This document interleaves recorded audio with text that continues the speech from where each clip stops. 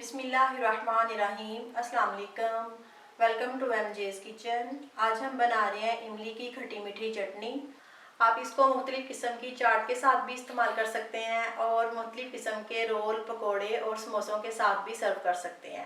1 से 1.5 माह तक ये फ्रिज में भी बहुत अच्छी रहती है, लेकिन अगर आपने इसको ज़्यादा टाइम के लिए रखना है तो आप इसको फ्रीज़ भी कर सकते हैं। तो आइए हम इमली की खट्टी मीठी चटनी बनाना स्टार्ट करते हैं।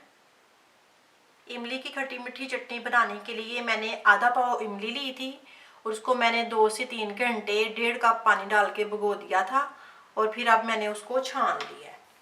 अब ये इमली का गूदा डाला है पैन में। अब इसमें डालेंगे आधा कप ब्राउन शुगर। आप चाहें तो आप जो सफ़ेद वाली चीनी है वो भी ले सकते हैं। 1 टीस्पून ताज़ा पिसा लहसुन, 1 टीस्पून फुल भर के भुना और कुटा ज़ीरा, आधा टीस्पून पिसी लाल मिर्च और आधा टीस्पून नमक। सारी चीज़ें मैंने डाल दी हैं और फ्लेम ऑन कर ली है। अब इसको मिक्स करेंगे और मीडियम आंच पे इसको इतनी देर पकाएंगे कि ये थोड़ी सी थिक हो जाए।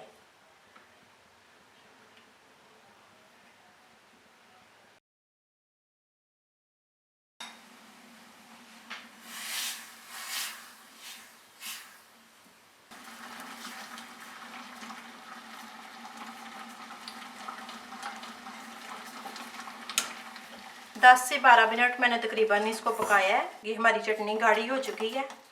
अब मैंने फ्लेम ऑफ कर दी है। ये हमारी इमली की खट्टी मीठी चटनी रेडी है। आपको रेसिपी अच्छी लगे तो उसको लाइक और शेयर करें और मेरे चैनल को सब्सक्राइब करें। अल्लाह हाफिज़।